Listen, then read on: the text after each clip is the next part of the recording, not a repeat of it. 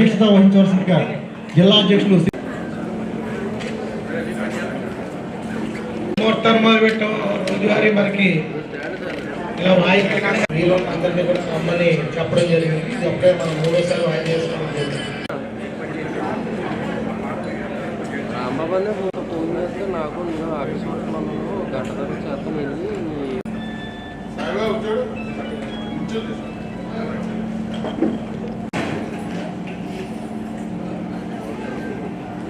వెళ్ళి కూర్చొని మాట్లాడి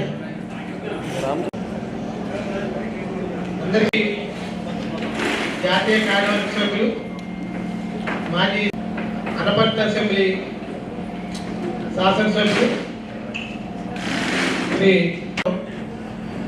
ప్రతి 6 సంవత్సరాలకు ఒకసారి అప్పటి వరకు ఉన్న సభ్యత్వం. బుడమేరు వరద వల్ల కృష్ణా గుంటూరు జిల్లాల్లో అనేక ప్రాంతాలు జలమయమై ప్రజలు తీవ్రమైన ఇబ్బందుల్లో ఉంటే దాదాపు 74 సంవత్సరాలు ఉన్న ముఖ్యమంత్రి నిర్విరామంగా రాత్రనక పగలనక బాధితులను పరామర్శిస్తూ సహాయ చర్యలు పర్యవేక్షిస్తూ బాధితుల్లో ధైర్యం పెంచుతూ పర్యటనలు చేస్తూ ఉంటే నీటిలోనే సాక్షాత్తు Z+ కేటగిరీలో ఉన్న వ్యక్తి వాళ్ళ JCBలపైన ప్రయాణం చేసే పరిస్థితుల్లో ఆయన చేస్తూ ఉంటే రాష్ట్ర వ్యాప్తంగా అనేక మంది వారికి ఆహారాన్ని పంపించడం కానీ వాటర్ బాటిల్స్ కానీ బిస్కెట్ ప్యాకెట్లు పంపిణీ చేస్తూ సహాయక చర్యల్లో నిమగ్నమై ఉంటే దేశవ్యాప్తంగా అనేక సంస్థలు పెద్ద ఎత్తున ముఖ్యమంత్రి సహాయ నిధికి విరాళాలు ఇస్తూ ఆ పనులను ఆదుకోవాలని ప్రయత్నం చేస్తూ ఉంటే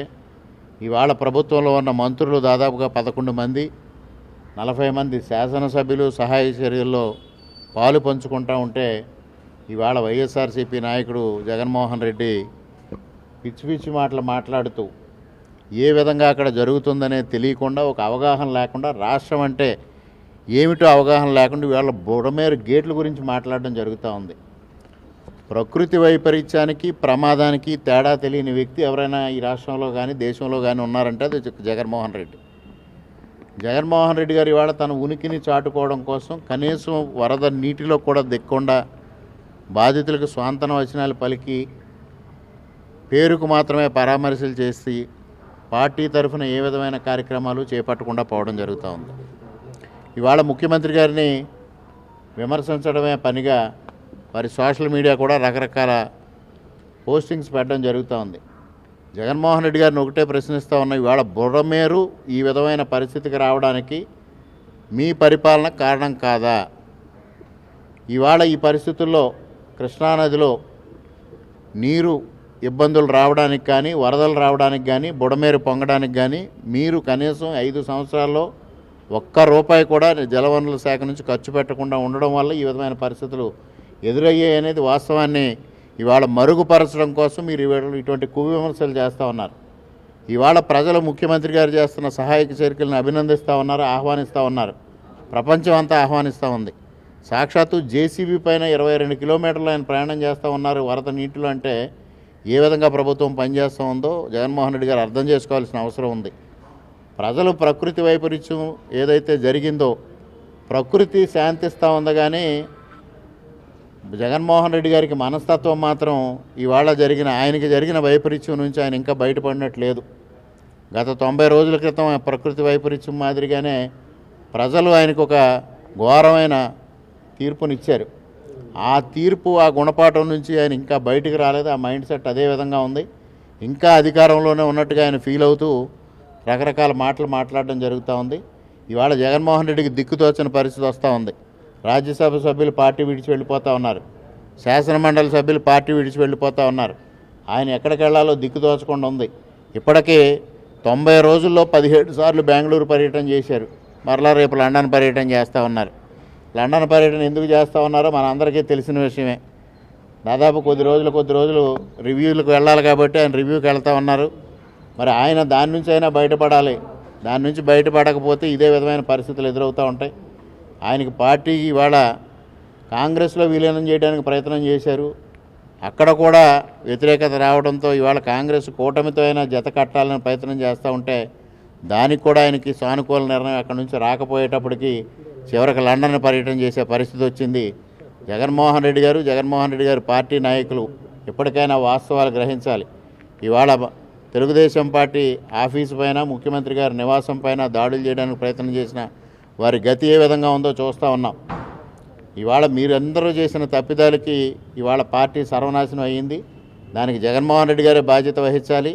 ఆయన లండన్ పర్యటన చేసుకుంటే మిగిలిన నాయకులందరూ కూడా వేరే వేరే దారులు చూసుకునే పరిస్థితి వచ్చిందనేది కూడా ఈ రాష్ట్రంలో జరుగుతున్న పరిణామాలకు అద్దం పడతా ఉంది.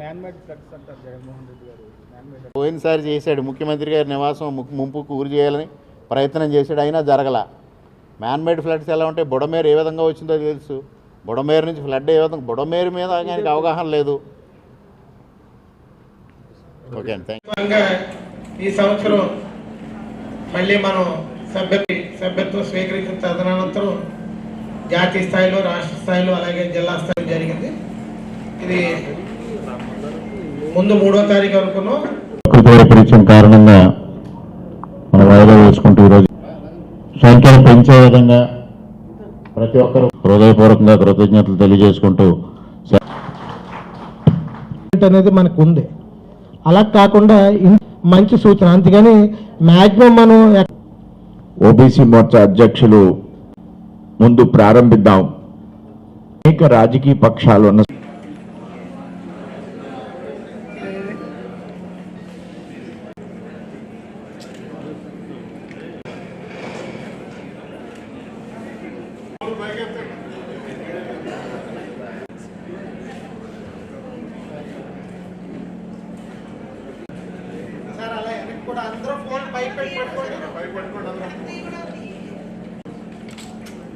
అమ్మాయి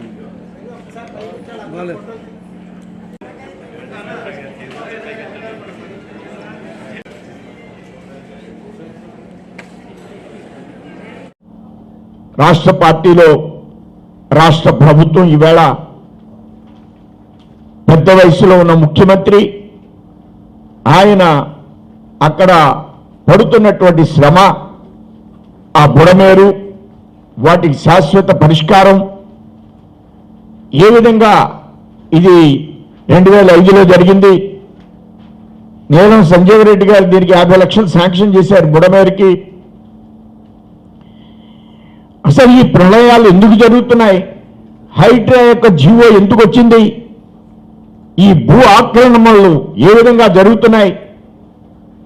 ఏ విధంగా కొల్లేరుకు సంబంధించినటువంటి కిలోమీటర్ల ప్రాంతాన్ని భూ బకాసురులు ఏ విధంగా ఆక్రమించారు? ఇవన్నీ శాశ్వత పరిష్కారాలు కావాలి. మనం అలాంటి శాశ్వతమైనటువంటి ఆలోచనతో ప్రారంభించినటువంటి మన పార్టీ, మనమందరం సభ్యత్వాన్ని ఒక బాధ్యతాయుతంగా, నేను హిస్టరీ చెప్పాను, ఆ హిస్టరీ చరిత్ర దేశం కోసం చెప్పినటువంటి చరిత్ర కలిగినటువంటి పార్టీలో ఉన్న కార్యకర్తగా మనం ఏ విధంగా స్పందించాలి, ఏ విధంగా ప్లాన్ చేయాలి. అనర్గళంగా నేను ఉపన్యాసం చెప్పినందుకు కానీ, మన వాళ్ళు మాట్లాడుతున్నందుకు కానీ మనం భారతీయ జనతా పార్టీలో లేవు. మొక్కబోని దీక్షతో అనేక మంది ఈ త్రికరణ శుద్ధితో, ఈ లక్ష్యంతో పనిచేస్తున్న వ్యక్తుల యొక్క శ్రద్ధాశక్తుల్ని గమనించి ఈ దేశం కోసం మనం ప్రయాణం చేస్తున్నటువంటి కార్యకర్తలం. ఆ దృష్టి అందరూ కూడా సభ్యత్వాన్ని స్వీకరిద్దాం. అందరూ, నేను నెంబర్ చెప్తాను,